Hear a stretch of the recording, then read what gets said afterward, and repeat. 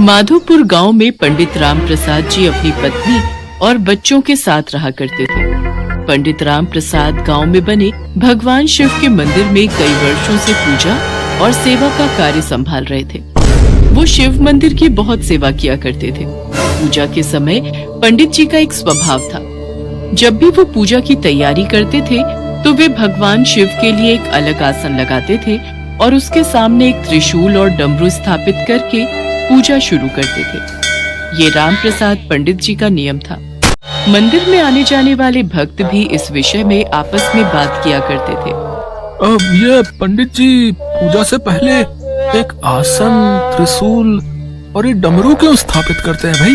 अरे राम प्रसाद पंडित जी से जब भी पूछते हैं वो यही कहते हैं कि जब वो पूजा करने लगते हैं तो स्वयं भगवान शिव उनकी पूजा ग्रहण करने के लिए इस आसन पर विराजित होते हैं। ये तो श्रद्धा भाव है पंडित जी का, तभी वो विश्वास के साथ ये आसन लगाते हैं।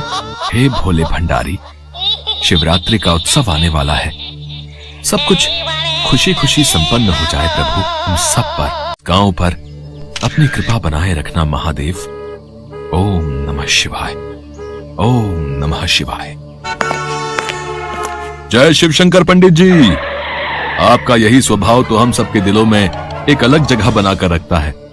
अच्छा, मैं इसलिए आया था कि शिवरात्रि के अवसर पर कोई बहुत पहुंचे हुए महात्मा भी हमारे गांव में पधार रहे हैं और वे शिवरात्रि के उत्सव पर मंदिर में दर्शन के लिए पधारेंगे। मुखिया जी, ये तो हमारे गांव के लिए अति सौभाग्य की बात है। वो तो है पंडित जी। अच्छा, मैं चलता हूँ। पंडित भगवान शिव को प्रणाम करके घर चले जाते हैं। अगले दिन महाशिवरात्रि का उत्सव था। भक्तों की भीड़ से मंदिर भरा हुआ था। भक्त शिवलिंग पर जल से अभिषेक करके बेलपत्र, फल फूल आदि से भोलेनाथ के शिवलिंग की पूजा अर्चना कर रहे थे। पंडित जी ने प्रभु का आसन लगाया हुआ था।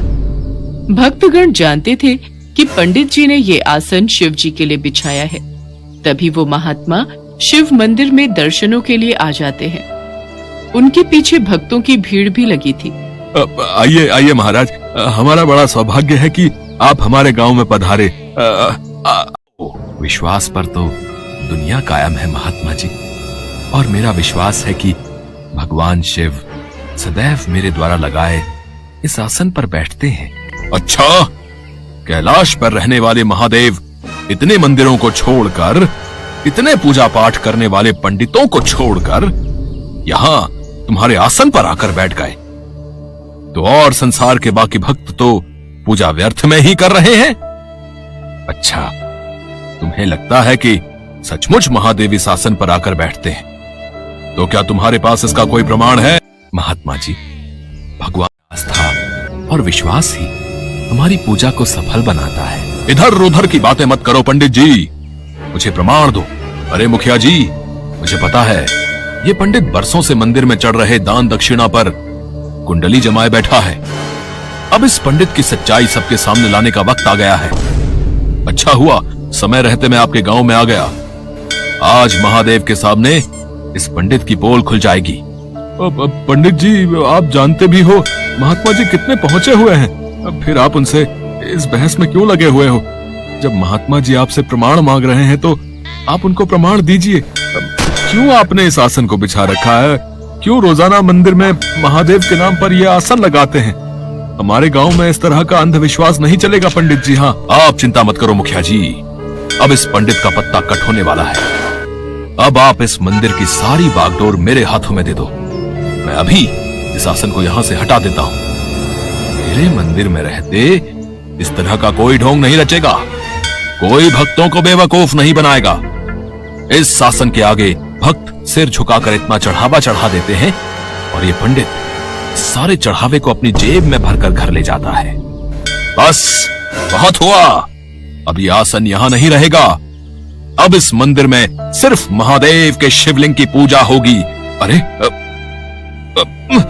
अरे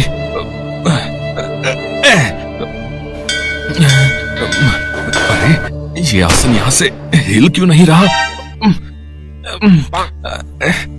ओहो, मैं आसन को यहाँ से हटा क्यों नहीं पा रहा?